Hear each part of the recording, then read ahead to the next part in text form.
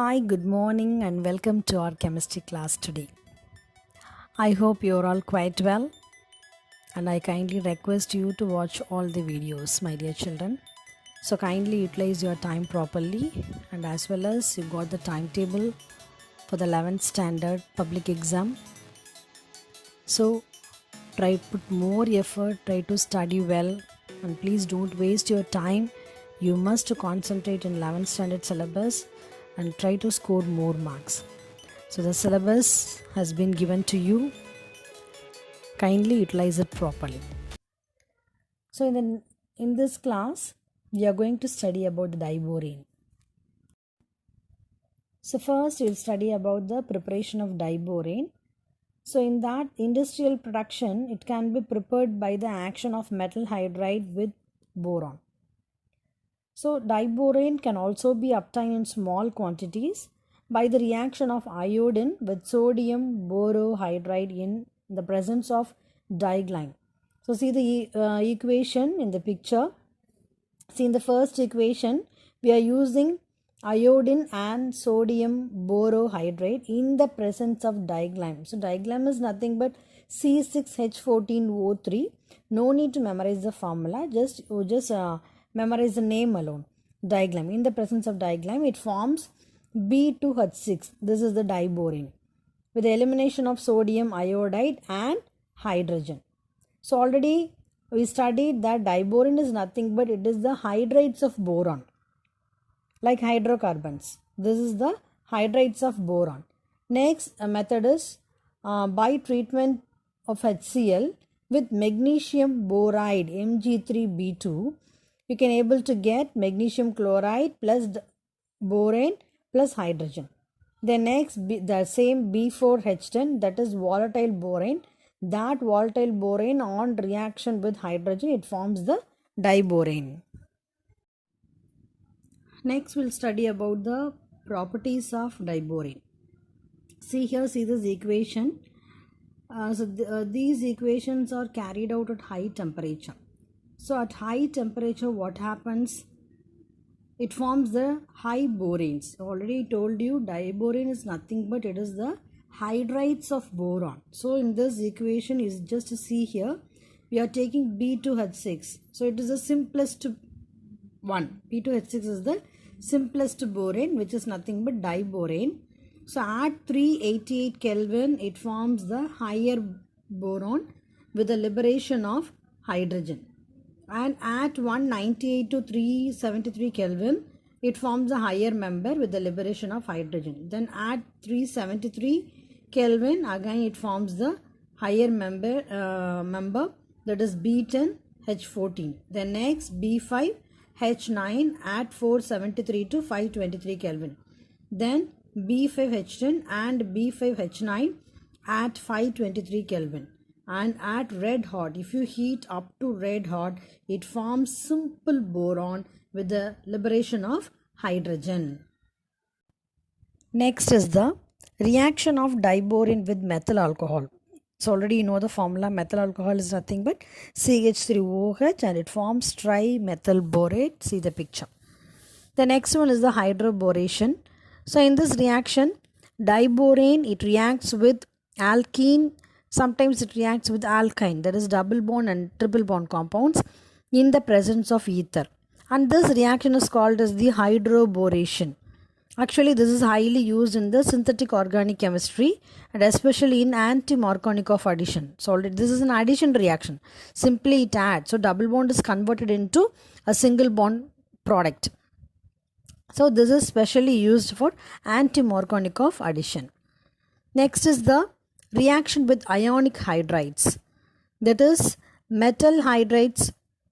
With metal hydrides, it forms the metal borohydrides. B2H6 on treatment with lithium hydride in the presence of ether, it forms the metal bore, that is lithium borohydride LiBH4. The same reaction with sodium hydride, it forms the sodium borohydride in the presence of diglyme. So this last equation already you studied in the beginning itself. You studied this equation. Next one is the reaction with ammonia. So here ammonia is treated with diborane at low temperature, that is minus 153 Kelvin. It gives diborane diammonate. 2 NH3 molecules are there. Then next, at high temperature, on heating with high temperature, it gives the borazole. See the structure B3N3H6 like a benzene. Okay, so two forms are given, two structures are given here. So borazone, as otherwise called as borazole, and this is an inorganic benzene. So kindly watch the structure properly, and this is very important question. That is diborane. On treatment with ammonia at high temperature, it forms borazole or borazine. Okay. Next, we'll study about the structure of diborane. So already you know the formula for diborane is B2H6. Actually, this structure is similar to the hydrocarbon. This is ethane C2H6. So both are similar, but in the structure it is not similar. Just see here. Carbon, its atomic number is 6 and the electronic configuration is 1s2 2s2 2p2. So the formula for ethane is C2H6. So how many electrons are involved in the bonding here? For one carbon, the outermost electron is 4. So how many carbons are here? 2 carbons are here, so 4 into 2. And hydrogen, it has 1 electron, so 6 into 1. So totally 14 electrons are involved in the bonding. So 14 bonding electrons are there in ethane. Whereas, so in diborane, in B2H6, the atomic number of boron is 5. So its configuration is 1s2, 2s2, 2p1. So the outermost electron in boron is, how many electrons are? 3. So 2 boron, so 3 into 2 plus 6 into 1, so totally 12 bonding electrons here. So same formula, but the bonding electrons here it is only 12 electron, whereas in C2H6 it is 14 electron. So there is a short of 2 electrons here. How many electrons? There is a short 2 electrons. So it can't able to form the normal structure as C2H6. You just see the structure. See in this structure, this is the structure of C2H6. So this is the normal structure. But this is not similar to B2H6 because there is a short of 2 electrons. Are you clear? So here, this is the normal covalent bonding. That is carbon, it donates 1 electron and hydrogen donates 1 electron. So here, each bonding, it contains 2 electrons. Sharing of 2 electrons is the normal covalent bonding. So here, it forms the 1, 2, 3, 4, 5, 6 covalent bonds are there. Okay, now listen. So I told you this is an sp3 hybridized. So BH, totally 4 BH bonds are there. And here I told you that is, and the hybridization boron has one empty lobe and one lobe contains only 1 electron. You just imagine, so in this boron, here 1 electron is here. Boron contains 1 electron and this lobe is empty. Are you clear? So 1 electron involved here in bonding and 1 more electron involved in bonding. Are you clear? And here 1 electron is here and this lobe is empty.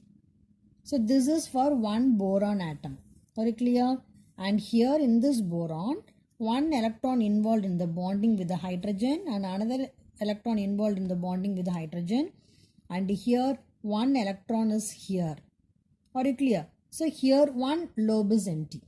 Listen once again, I'll repeat. So this boron, 1 lobe contains only 1 electron and another lobe is empty.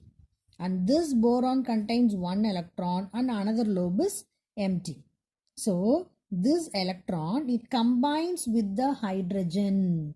It combines with the hydrogen. So hydrogen donates 1 more electron and therefore it forms the covalent bonding. And this sharing involves both the boron atoms. So this is called as the bridged atom. This is called as the bridged atom. Similarly here also one lobe from the boron and another lobe from the boron, both simultaneously forms a bonding with one more hydrogen, and this hydrogen shares one electrons. So this type is called as the banana bonding. This type is called as the banana bonding, or otherwise you can say it is a bridged atom, bridged hydrogen. Are you clear? So this is the structure of B2H6. Are you clear? So when compared with this structure with C2H6, this is not similar. This is different. So this is the structure of diborane. So you just listen here. So in this structure, this is one boron atom and this is one boron atom. So two boron atoms are here. And how many hydrogens are here? 6 hydrogens are here. So here this is one BH. That is, this boron, it donates one electron, hydrogen donates one electron. Therefore, it forms one covalent bonding, BH. So one BH bond, 2, then 3 and then 4. So 4 BH bonds are here. And this is one BH2 unit. BH2 unit. This is BH2 unit. So how many BH2 units are here? 2 BH2 units are here. This is one BH2 and this is another BH2. So 2 BH2 units are linked by hydrogen. So these 2 units are linked by hydrogen atoms. Are you clear? Now see the configuration of boron. In the ground state it is 1s2, 2s2, 2p1. Okay. So here one electron from the s orbital, it jumps to the p orbital. So what type of hybridization is this? sp3 hybridization. Are you clear? So one s orbital and 3 p orbitals are involved in the bonding. Therefore it is called as sp3 hybridization.